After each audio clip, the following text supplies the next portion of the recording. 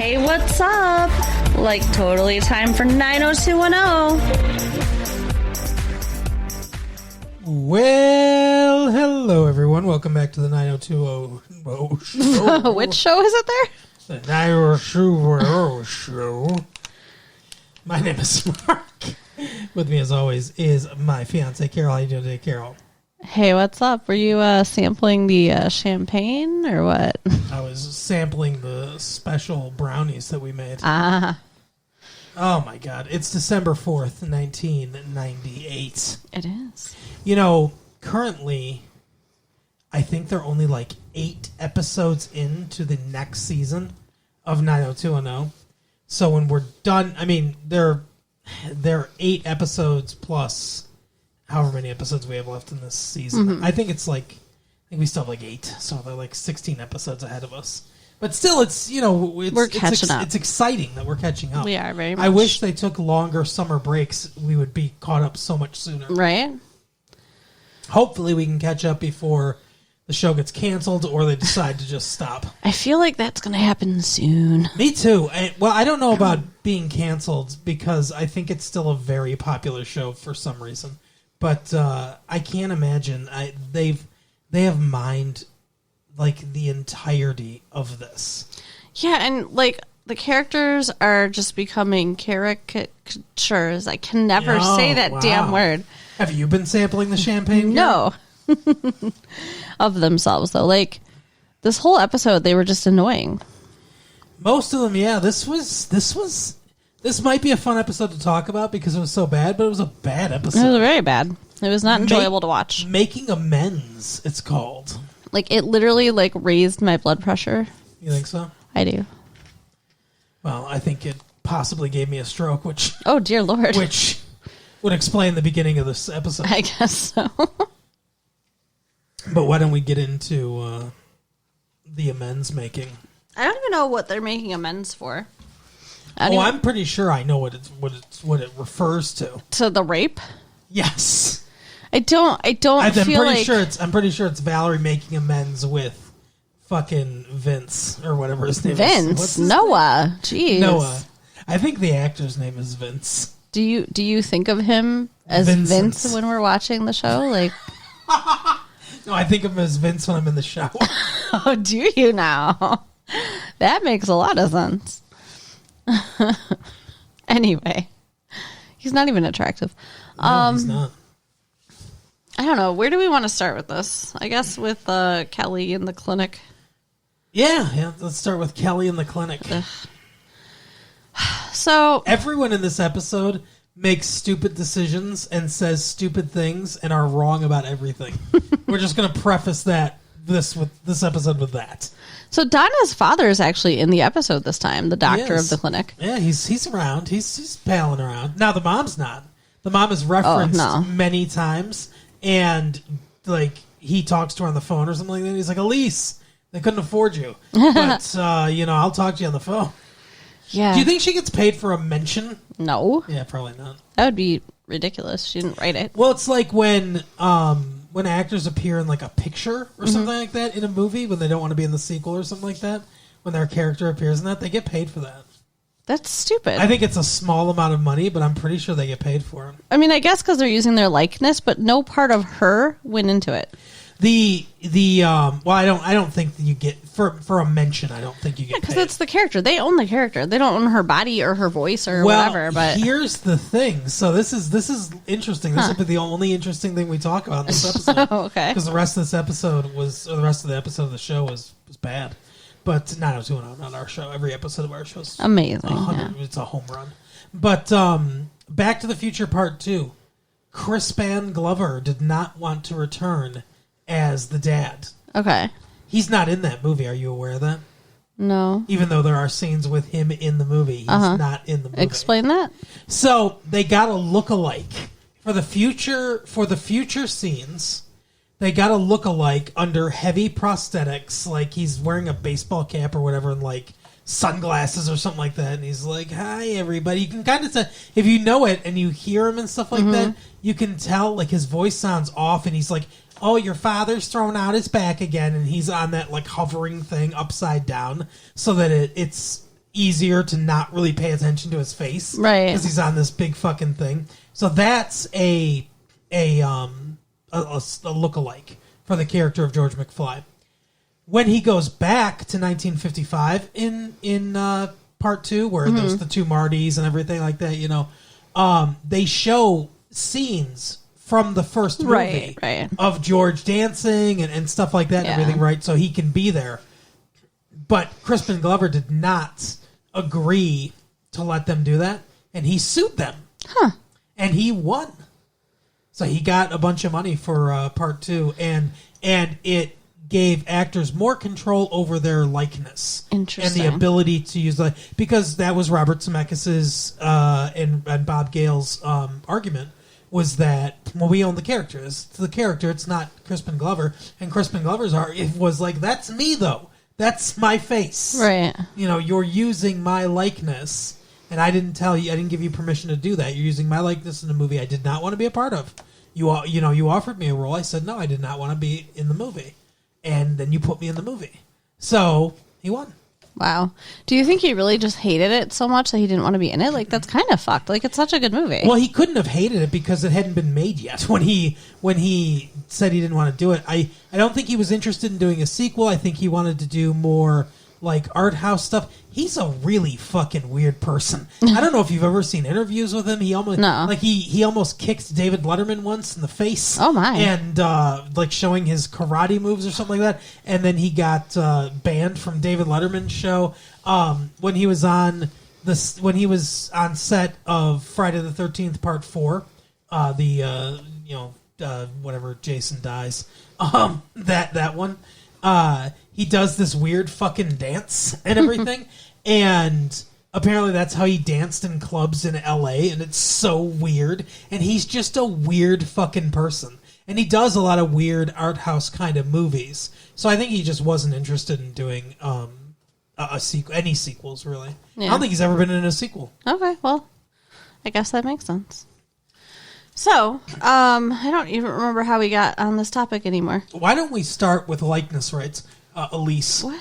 It doesn't matter. I could go through I remember how we got on the topic. I could go through it, but who cares? They already heard it. 90210.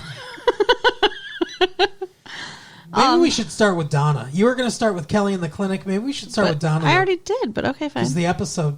Well, no, you just said that her dad was around. Go ahead. We didn't get into it. But, like, the TV show starts with Donna. Okay. Being rushed to the hospital. Right. Oh, yeah, because she overdosed. Which I had completely forgotten about. I don't even know if we mentioned it last episode. I feel like we didn't. I'm pretty sure we didn't, too, but that's how the episode ended. Yeah. Is that Noah found her passed out on the Barbie beach house carpet. So it was a big cliffhanger there. Yeah. Sorry, everybody. So she's going to be okay. Spoiler. Right. But yeah, so it starts out with she's in the hospital. She has overdosed. They're telling her parents that, her dad. She's going to be okay. The dad's calling the mom. Oh, yeah, that's relaying true. the information because she's not in the episode. Because they can't afford her Crispin Glover style. And he's like, come home with me, sweetheart. And she's like, no, I want to go back to Barbie Dreamhouse. And she's like, Kelly will be there to help me. And he's like, Kelly was there before. Yeah. Fuck Kelly. Yeah, he is not happy. No. And, like, she's really in denial that she was addicted to these drugs. She's just like, oh, I just took too many. I'm not an addict. I'm not a drug addict. I wonder if that's going to be she's a real case, Joyce. I wonder if that's going to be a ongoing thing. Like, she doesn't think are they actually going to play into that, or is it just over now? Yeah, because in reality, if she didn't accept that she had a problem, then she would very easily just relapse again. Well, and it's like this show deals with drugs and addiction in the most ridiculous way possible. Yeah, like, there's not much to Donna's story. She's in the hospital for a while. People want to see her. She talks to Kelly. Kelly's like, oh, I should have seen the problems. And she was like, no, I was hiding it and shit. And then she comes home to, like, detox, basically. They first of all, she was only in there for, like, a day. Yeah. They pumped her stomach. And then they're like, "Now we're going to release her," and it's like, really? Like, that's it? You're just going to release her? Yeah, it doesn't make a lot of money. If she was a lot of sense. If she were poor, it would make sense. But they have a lot of money, so they could easily have put her somewhere nice to detox and be taken care of. Right. But instead, she's literally like alone almost the whole time at her house while she's going through it. And she looks at the pills, and she's like, the pills start talking to her. And yeah, she found more pills in her house. But Noah comes over. And she's like, fuck you, I don't want to see you. And he's like, no, you're going to see me. And he dumps the pills down the drain, which, thanks for poisoning the water supply now. Right, yeah, that's not how you dispose of pills. Everyone's going to feel a little bit more relaxed tomorrow in the Beverly Hills area.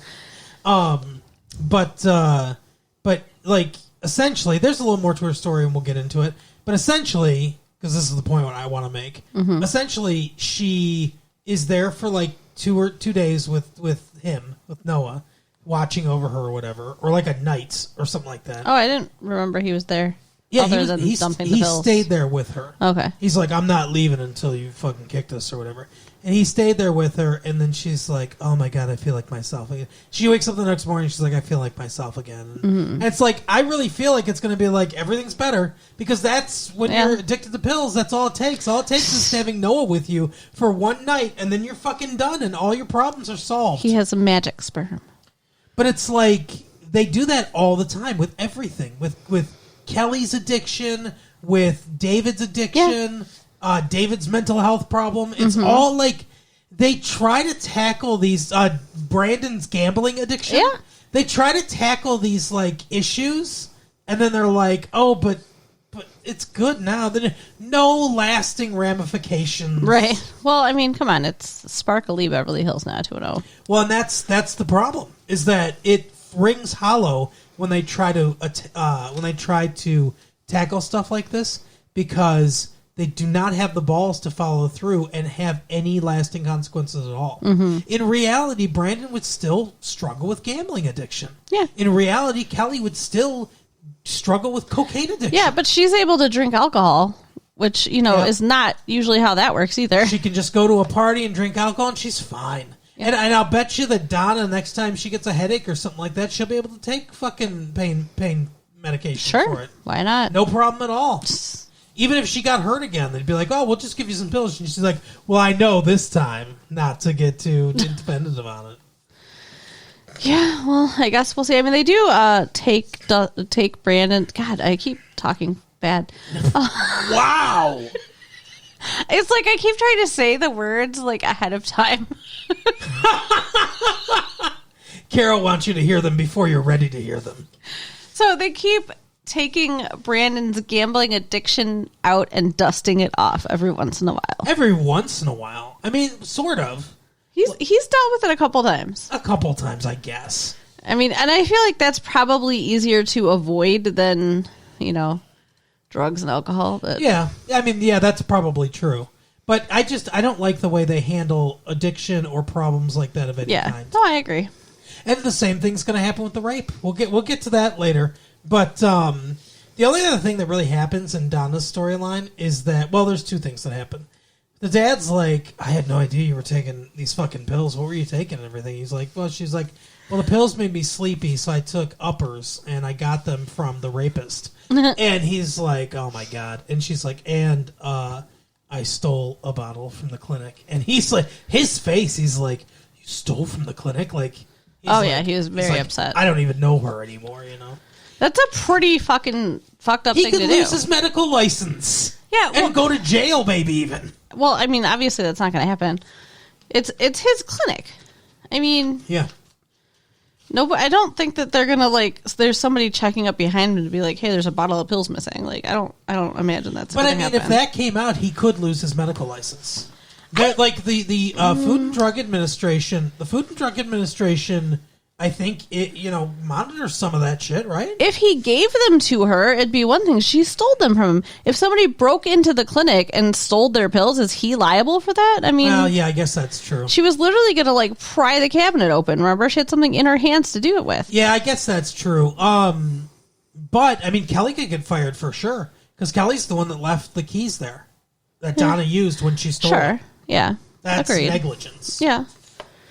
But I don't think he's responsible. I mean, I think he's responsible for giving her more pills when she asked for them. Like, he wrote her a script for more pain pills. Yeah.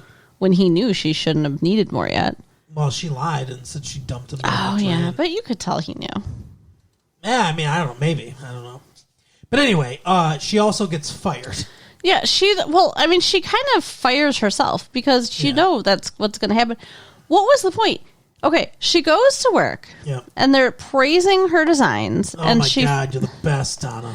And she finds out that the girl who she stole the designs from has left the company. And instead of just being like, wow, that solves my problem, which is like what any normal person would do at this point, she's like, actually, I stole those designs. Yeah, they were hers. That's why she left, because she was pissed off. And he's like, oh, well, you're fired then. Right. And she's like, why don't you give me a second chance, though? So stupid. There's so much stupidity in this episode.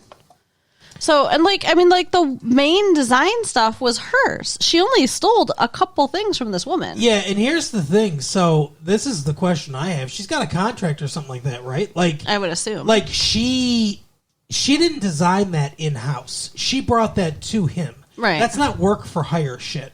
So, like, she should get royalties or something like that for those designs. Yeah. I'm guessing she's still going to make money from that. Maybe, unless... I don't know how the fashion world works. Unless maybe she breached the contract when she stole somebody's designs. Maybe, or maybe, like, she sold them to him. Yeah. And then also got a job out of it. Maybe. So, like, maybe he gave her, like, a lump sum of money for the... I don't know how design shit works, so... But that's Donna. Donna, is at home pouting and everything. And then a day later, she's like, oh, my God, I'm better. Yep, and then she goes and gets herself fired. And Noah, I love you. Yeah. That pisses me off, too. She's just, like, so happy with Noah again. Yep. Even though he cheated on her / possibly, kind of depending on how you look at it, raped Valerie. Exactly. Although... Yes. When they unpack that in this episode, there are some things. Yeah, I mean, I guess. Yeah, they okay, yeah. So, I guess we can do Valerie next. I mean, David can't do Valerie, but he tries, and she's like, no. Yeah, I thought David was going to be an asshole for a second, but he's not. No, I mean, he was getting a little frustrated, but he backed off. So Valerie is, what's his name? Noah's brother. Josh. He ends up getting prosecuted. Noah's like, I told the prosecutor I'll do whatever, I'll help him and stuff like that.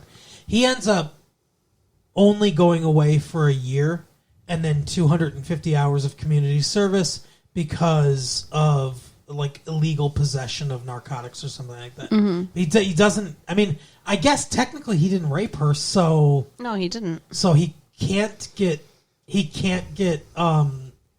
convicted of rape. I didn't even think about that because in my mind I was thinking, oh, I'll be convicted of rape, but I guess not because he didn't get the chance to do it. No, he drugged her with the intent. So he should be charged with drugging her though. Yeah, that's whatever that's you assault call that. That's at least assault. Yeah. But anyway, yeah. So he gets a year in jail, which I guess is amazing for a rich white guy in Beverly Hills. Right. That he got a year in jail. I mean, he'll be out in 6 months, but still. Yeah. His relationship's probably done with his fiance. Oh, I didn't even think about that. Yeah, he was supposed to be getting married.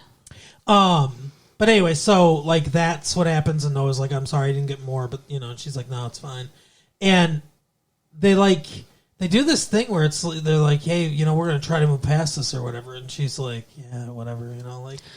Yeah, but then she wants to know what happened. Like she's kind of obsessing about it, and she's like, "Why is this thing that I don't even remember, still bothering me?" And like every time David tries to kiss her or something like that, she's like, like she doesn't want to do it. Yeah. And it's like she's went through this traumatized. trauma, so she's still going through it, yeah. So David says there's only one person who can tell you what happened, which, I think is kind of fucked because Noah was really drunk. Yeah. So, I don't know if you can really 100%, count what he says as fact. And here's the thing, too, is like, she has to take him at his word. Yeah. He could easily be lying. Mm-hmm. And I think he kind of was. Maybe he doesn't remember it exactly correctly. Well, that's what I'm thinking. He was also very impaired. I mean, not as much as her, but they were both impaired. But I kind of remember it. And at one point, I kind of remember the episode. I would have to go back and look at the episode to make sure I'm 100% right. But I think one of those things he said is not correct. But anyway, so she goes to him and she's like, I need to know what happened. And he's like, what the fuck? Why? Like, let's just move past this. And she's like, I can't move past it till I know what happened. And so he starts talking to her about what happened. Like, I was mad at Donna, all that shit. I was angry. I got really drunk. And then you had that drink and you were drugged and I had no idea you were drugged. I thought we were both just drunk, which I believe. Mm-hmm. And he's like, my asshole brother got a call from his fiance, so we decided to give him some privacy. So we went upstairs to my office, and he's like, and then you pulled me down on the couch, and she's like, I did? Like, I did that? And he's like, and he goes, well, I thought you did, but now I know you were drugged, and you just, like, fell, and you reached out to steady me, or to reach out to me to, like, steady yourself. I don't think that's what happened. I'm pretty sure she sat down on the couch, and he sat down next to her, and then he started kissing her. And not on the lips, on the neck. Yes. And she had that vacant stare on her face immediately. And he's like, she's like, did I, like, kiss you or whatever? And he's like, no, I kissed you. And she's like, did I kiss you back? And he's like, you smiled. So I just thought, Yeah, because that's the normal thing, that when you kiss somebody, they don't kiss you back, but they smile. First of all, she didn't smile. I agree. And secondly, like, that, if she didn't kiss you back, that's not a normal progression. That is not a green light. If you're kissing somebody and they don't respond, that doesn't mean keep going. I'm pretty sure he's either intentionally or unintentionally lying. Or the writers couldn't bother to go back to the old episode to see to see what happened. But to me, I don't think what he said happened. No, I mean, I really, like, in remembering what happened in the episode, I feel like he really did rape her. Mm-hmm. And he's really trying to make it like he didn't. Now, he didn't realize, and I think that he was really drunk. Right. So I don't know how responsible he is for what happened, but she was not acting like she wanted it in any way. No, I think he's trying to justify it, honestly, to himself. Maybe yeah. Even, yeah. But so she's like, her big takeaway from it is she's like, so it wasn't my fault. Like, I don't know why she thought it was her fault. Because every woman thinks it's their fault. Unfortunately, that's how we're built. But yeah, like he absolves her of that. At least he clears her conscience of that. Like, no, it wasn't your fault. And she's like, and I don't believe it was yours either. No. Which I'm like, it was, Valerie. Like, what the fuck? I don't know. Again, because he didn't know she was drugged and he was also very impaired. I don't know. The fact that he's lying about it makes me even more suspicious, though. But is he lying or is he misremembering because he was drunk? Nobody's memory is great when they've had a lot to drink. Maybe he's misremembering. I don't know. But, like, I don't like it. I don't like it either. I don't like the whole thing. The other thing I don't like is, so he's like, I want you to come back to the After Dark or whatever. And she's like, fucking nothing happened. And he's like, come on, I want, like, whatever. And, did she ever say yes? Like, I thought she said she couldn't do it. She didn't say yes or no, I don't think. I thought he said he was leaving. That's what I thought too. But then at the end, Donna's like, "Oh, I love you, Noah," and they're kissing, and he had a bag, and he was leaving, and I'm like, "No, he was leaving. Stop him go. It." But yeah, I think he's gonna stay now. So I guess the After Dark stays open. I don't know. But yeah, I didn't like this at all. Like I don't understand why she needs to forgive him. I don't understand why, like, that has to be a thing. I guess that has to be a thing if you want the character to remain likable and be on the show. But guess what? Newsflash, writers, he's not likable. We don't want him on the show. Right? We do not like him. I also want to know what the fuck happened with the $10 million. Yeah. She won that civil case. Just because after the civil case, the truth came out, that doesn't, like, I don't, can you appeal civil cases? I don't think so. I wonder, though, if he's still going to give it to her. I mean, think he has to. I don't think they mentioned one way or another, but I feel like, I think in the real world he'd have to, but I feel like, it's not that much money to him anyway. Yeah, He's got oil money. Yeah. Like, $10 million is not going to hurt him. Yeah, he's got destroying the planet kind of money. Come on. But yeah, I don't know. I would like some resolution on that shit. Yeah. We'll probably never get it, though. Nope. But they can just act like she has money again, I guess. There are 2 other storylines. 3 other storylines. There's David. Mm-hmm. There's Kelly in the clinic. Mm-hmm. And then there's Steve and his stupid-ass storyline. Oh, my God. Would you want to talk about Steve's dumb storyline? Because it's so short.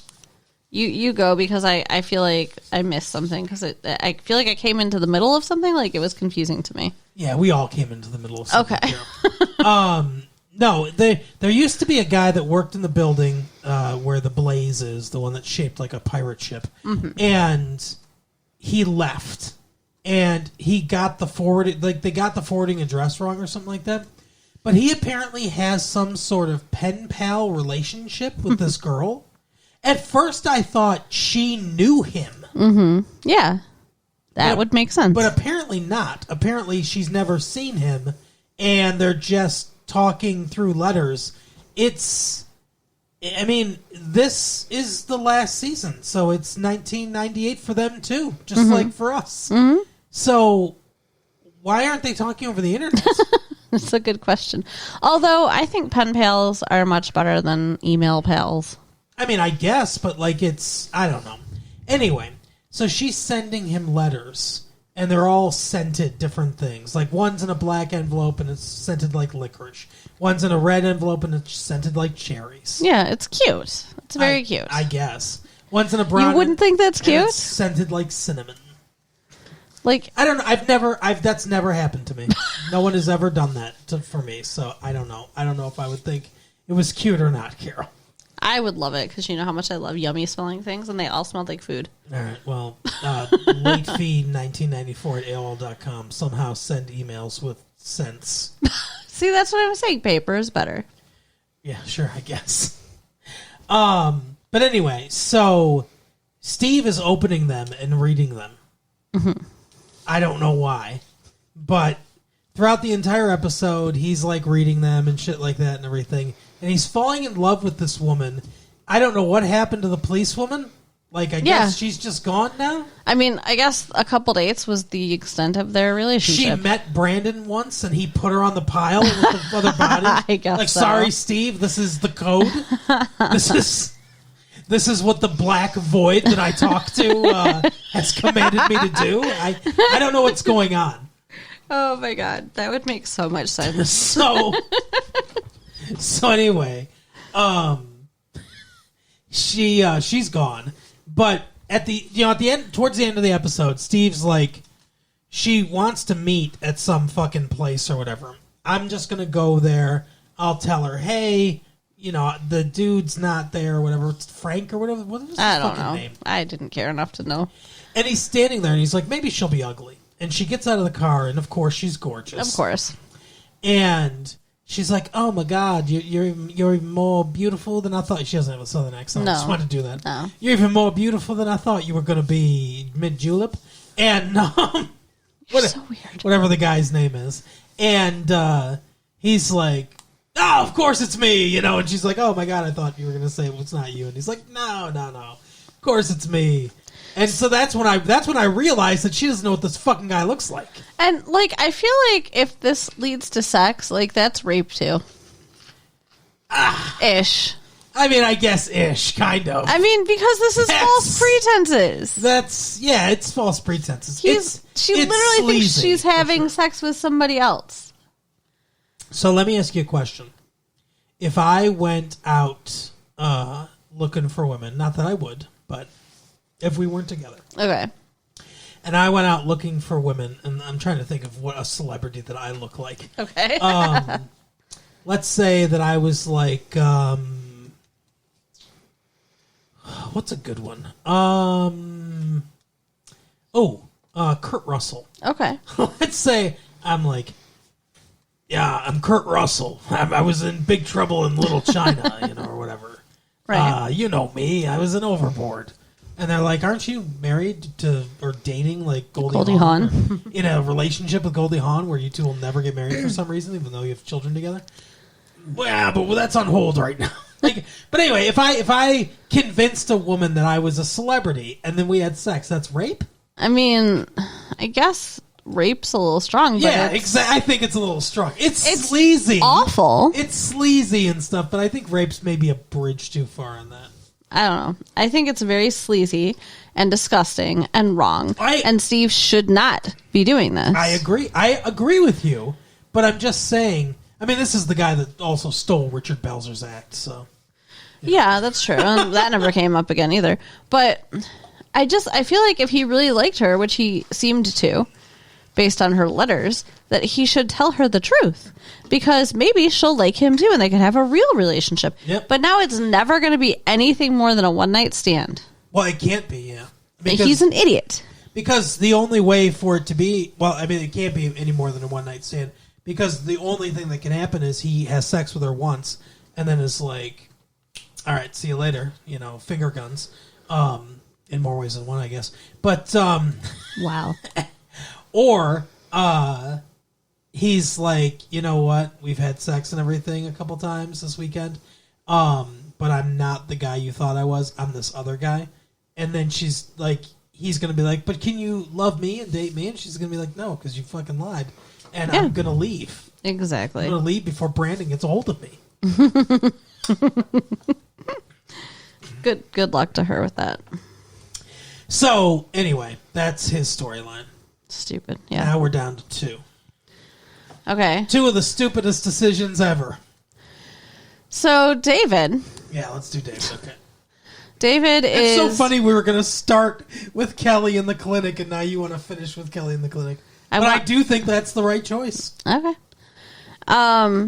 So, David is now the lead singer of Jasper's Law. Even though Jasper's not in it anymore. So, he is completely on board with that. The manager dude's talking about all the great stuff he's going to have and the money he's going to have, and he's showing him this house that he's going to rent, or I don't know. I think they're renting it for him or whatever. Yeah. It's like a Malibu beach house. It's like one of those like proper beach houses where they've got the deck and everything, and it's not like the apartment that the girls live in. It's a real house. But he's inflating his head, and not with a pump. And not with his mouth either. With words, everyone. And he has this big show coming up, a big concert. Yep. And he's wearing a outfit at his concert that reminds me of MC Hammer, maybe? Vanilla Ice. Maybe. I think Vanilla Ice is what you're thinking of. It's like so shiny. Yeah. It's awful. It's not good. But he's like, you're the fucking best, and you're gonna do this, and he's like, man, I was really hesitant about fucking over everyone in my life to get success, but now I love it. And like his songs on the radio all the time, and he's so popular that a girl literally comes up to him before his show and asks for his autograph on her stomach. Yeah, now in real life it would be on her boobs. Right. Like we know that even though like that girl looked like she was 16. Right. Well, that's why it was her stomach. But and because it was it's a TV show too. But I mean that's the implication, I guess like is that a thing? Like do women actually do that? I've never seen anybody do it. And I mean you'd have to get a picture of it because it's not going to last. Yeah, like what is the point of having a rock star sign your boobs just so he can touch your boob? Right, I guess. Or I mean, the only other thing I could imagine somebody could do is go immediately to a tattoo parlor and have them ink over the signature. Maybe, maybe something like that, or like you said, I guess a picture. But it's like that's not going to last, obviously, like a regular autograph would. Yeah, and it's like I don't know, it's just weird to me. It's very weird. But that's how popular he is. Mm-hmm. And Brandon is, for the paper, interviewing Jasper from Jasper's Law. Yeah, formerly of Jasper's Law. He's just had to change his last name, or he's had to change his name to former Jasper. Right. The artist formerly known as Jasper's Law. He's a little bitter. I mean, little sour grapes. Yes, not that you can blame him. Yeah, of course. And he says to Brandon that he thinks that money is the reason that the song is all over the radio, which I'd have to agree because it kind of sucks. Like, every time I hear it, yes. I'm just hit with how bad it is. Yeah. They drag out the term payola, which I guess is probably the correct term, but it's like, it's such a fucking 60s term because that's where it came from. And they're saying it's illegal. Like, I didn't even know it was illegal. Yeah, just like, I guess, taking gifts for, drafting and going to schools and stuff. Yeah. For yes, amateur athletes can't accept gifts or money. That's correct. But I mean, like, you made a good point. We were watching. It's kind of like advertising. Like, why is it such a big deal? I don't understand why it's that big of a deal either. Jasper's like, hey, it's the fucking music industry. Of course that shit happens. Mm-hmm. So Brandon follows the story. Of course, because he's like a shark with blood. Talks to one of the people from the radio station, and he's like, hey, I never took any money to play any songs. And he's like, yeah, but you're not the only one that makes decisions. Like, there's somebody else that makes decisions at the thing. And he's like, I can't comment one way or the other. Like, I have seen anything or whatever. And he's like, what about off the record? And he's like, come on, it's the fucking music business, Brandon. Of course. Like, he's like, I'm not saying anything, but like, he's like, I didn't necessarily see anything, but it's the music business. And so then it comes out that it was his manager or whatever that paid for the song to be on the radio. And it's like, so what? Yeah. Like, he paid to have the song played, and a lot of people like it. Yeah, which is why, he's got girls wanting him to sign their bellies and a concert and everything. Yeah, and it's like, to me, I get it. It's illegal. It's probably looked down on or whatever. But, like, who cares? But just like Vanilla Ice, he's looked at as immoral and going to lose everything now. Well, that's what Brandon is saying.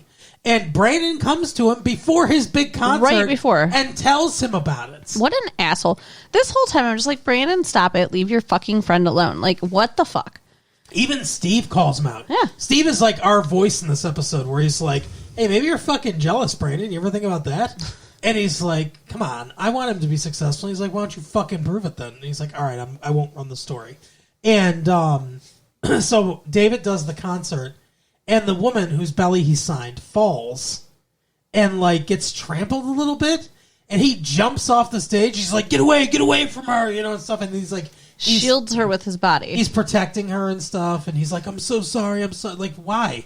You were playing the mildest of songs. Like, yeah, it was his love song to Donna. Like, what the fuck? I don't understand how this even happened. So then they turn his manager into the most cartoonish villain in the world, where he's like, oh my god, her arm's broken, this is a fucking PR win of the ages, you saved this woman's life or whatever, like, and he's like, hey, that's a really nice humanity or whatever. He's like, what, do you fucking care about these people, these fucking peons? I watch them all burn to death. Like, he really is that cartoonishly evil. It's no good. And David's like, I can't be in business with you. Why don't you give my contract to somebody else? He had a hit song on the radio. You don't think he could go to another? Like, he cancels this because he's like, I don't want to be in business with you. You're immoral. I don't like the way you're running things. He could have even said to the head of the company, hey, I'm not gonna sign because I don't like the way this guy fucking does things. Mm-hmm. You don't think they'd fire him? They'd be like, hey, you're the one that's got a hit song that's making all the money. Fuck this guy. Get him out of here. Yeah. We'll give you another manager. Or he could just go to another place, another record company, and be like, hey, that hit song playing all over the place that everybody loves that's mine? Do you think you could give me a shot? Like, what the fuck? Yeah. But that's not going to happen. Instead, he's done with the music business. Yeah, he's quitting the whole thing because of this one incident. Because it's immoral. He's so stupid. Because so stupid that it hurts. Because once he got a break, no matter how much no matter what caused that break, the guy didn't pay all the fans to listen to the song. Right. Like, this terrible song. Yeah. I mean, in real life, they would have to pay people to listen to the song, but And then he comes back home to Valerie. Do they live together now? I don't really get what's happening there. I don't know. They're staying with each other a lot. I guess they're in that beach house. I'm really confused. Don't know. But he comes to Valerie after the concert, and she's like, "Oh, let's celebrate, your great concert." He's like, "Oh, actually, this is a terrible thing happened." And she's like, "I know Brandon told me that you quit. I'm proud of you. I just want you to be happy." And they fuck. Yep. So congratulations to Valerie. She is now all cured and all better. Exactly. No more problems. She heard about it from Noah, and now the trauma of rape is over. It's just like the addiction. It's just now we'll move on, and it won't even be an issue anymore. I mean, honestly, like, she was sexually abused by her father, who committed suicide. Yep. The amount of trauma she already had. Yep. And then having something like that happen, she would be, like, barely hanging on, probably. It's a slap in the face to actual human beings that go through this trauma. Yeah. To be like, yeah, she's just over it, though. She's hot and over it. Two episodes. She's all better. She's going to have sex with her boyfriend now, of course. Like, yeah, it's ridiculous. Don't even tackle these issues if you're not going to fucking follow through with them. Agreed. But speaking of tackling issues, Carol. Kelly in the clinic. And a very, very attractive guest star. I haven't seen her. Apparently she's been on some like TV show or something like that. But I looked her up. Okay. Wow, she really made an impression. Yeah, I went back into the TV guide. Her name is Jessica Alba. Oh, okay. Good to know. But she's a teenage mother. Yeah, you didn't think she was pretty? She's pretty, not that pretty. Jeez. Oh my gosh. Okay, whatever. Someone's jealous. I guess so. She shows up at the clinic saying that she's like a month away from delivering a baby. Yeah. She barely has any stomach at all. But she's having contractions. Yeah. It really bothered me. She did not look pregnant. They did not do a good job. Well, I mean, they had her in the overalls. Yeah. Those big baggy overalls, so I think that was supposed to be hiding the belly, I guess. I actually know somebody who did this when they were a teenager. Overalls? They hid a pregnancy when they were 16. Wow. And then just gave the baby up for adoption without their parents knowing. Oh my God. She completed the whole thing, huh? Yeah. Ah, good for her. The parents never found out. Well, that's good. I guess. That child could be president of the United States one day. We'll never know. But yeah, so this girl shows up and she's having contractions, and Kelly's like, "Well, here, let's get the doctor to check you out. We're gonna have to send you to the hospital." She's like, "But I'm not supposed to have a baby for a month." She's like, "Well, it's happening." Yeah. So when she comes back, the woman has left. The 16-year-old girl has just disappeared. She's gone. Like, that's alarming. Yeah. I would have been a little more concerned, but whatever. At the end of the day... Yeah, not the end of the episode. No. As Kelly's leaving the clinic. The baby is on the fucking doorstep. In a box. Mm-hmm. With, like, towels or something like that. That's it. She's just like, "Sorry, I'm done with it. Here you go." Meh. So fucked up. And instead of doing what a normal person would do and calling the police... Kelly wants to take the baby home. She takes By the way, it's so ridiculous because, like, I don't know where she had this baby. I don't know if she had it in the hospital.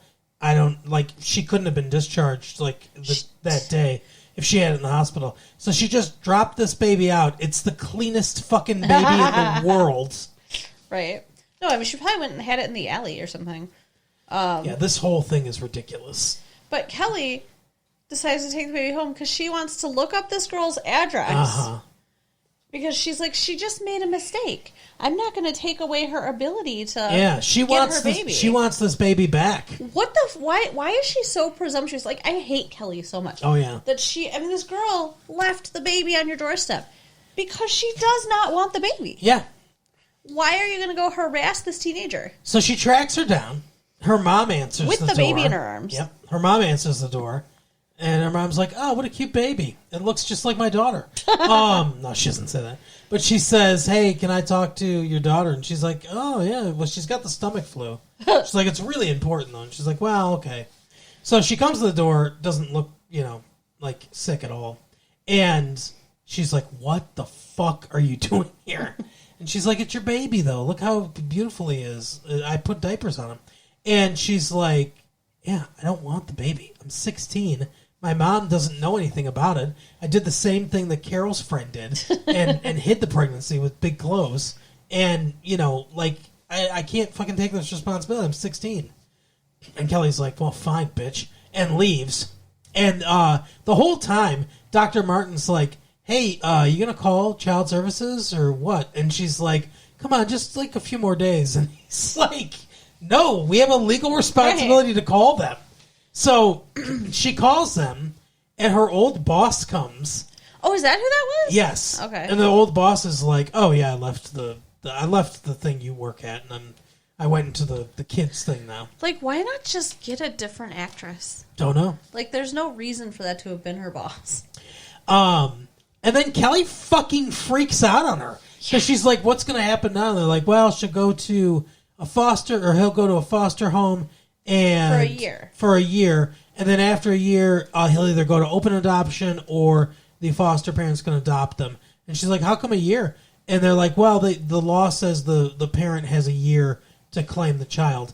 And Kelly, who didn't want to call social services because she wanted the mom to have a chance to get this baby back, is like, what the fuck? What about his rights? Fuck her. She doesn't want that baby. She left it. And it's like, what fuck? Is happening now? This is a 180, Kelly. And why is she yelling at this woman? This woman didn't make the rules, and she's coming to help. Yeah, and she's like, I hope that you think about his rights as much as you do the rights of that fucking mother. Like, what is wrong with Kelly? Like, she is such a psycho. Yeah, 100%. And so then she says... She tells Brandon... Yep. ...that she is applying to be the foster parent for this baby. Yeah. Because she's all triggered and talking about how they had a miscarriage, which, yes, that's traumatizing and upsetting, and I'm sorry for her that happened. Yep. She should not take this baby. They're not married. No. They're okay. First of all, I don't know how in any world she would get chosen as a foster parent. She's not married. She works part-time, kind of part-time or whatever, I guess full-time, but she works at a free clinic, for this organization. She can't be making a ton of money or anything like that. She's bouncing back and forth between Brandon's house and this apartment that she rents with her girlfriend. She doesn't have a stable home environment. She's only 22, right? Yeah, she doesn't have a stable relationship. She doesn't have a ton of money. I don't understand how, her mom must be very, very wealthy if, even though her mom doesn't appear anymore. Yeah. But if she gets the baby, that's got to be a giant donation or something. But this is like you pointed out in the episode, this is a white baby. Yeah. Brand new born baby in Beverly Hills. It's going to get adopted. Oh, 100%. That's like gold. Yeah. So, whatever, Kelly. Go for it. But anyway, because they already pointed out that the mom has a year to claim, which I guess that's a law. I'm not going to look it up. I have no idea, but I guess that sounds plausible enough. I guess we'll give them credit that maybe they did their research. Yeah. But anyway, because they went out of their way to tell us that, obviously this baby's going, Kelly's going to have the baby, going to bond with the baby, and then that 16-year-old's going to come and take the baby back. We'll see. Well, and Brandon tries to, talk her out of it. He's like, imagine how hard he's like, remember how hard it was to have a miscarriage? Yes. Imagine how much harder it's going to be if you bond with after the baby. a year. Yeah. And she's like, I'm willing to take that risk because it's good for drama for the TV show. And she's like, if you don't want to do it with me, I understand. She's basically saying, I want this baby more than our relationship. Yep. The fuck? Well, she'll have the baby for an episode, and then Jessica Alba will want the baby back. Yeah, we'll see. You're probably right. I'm just saying, everybody in this episode is stupid. Everybody did stupid things. They all made me mad. Yep. I every time I watch a show, I just get madder. Like I said, every decision was the wrong decision, and everyone was dumb. Yes, agreed. And they ruined everything. They did. And the worst decision of all was Noah deciding to stay. God, please stop reminding me. But anyway, that is the episode. Carol, tell the people where to make the right decisions. So you can write us at latefee1994@AOL.com. Yep. Check out our website at www.retrolatefee.com. Yep. And share the tapes with your friends. I will see you next time. Bye. Bye.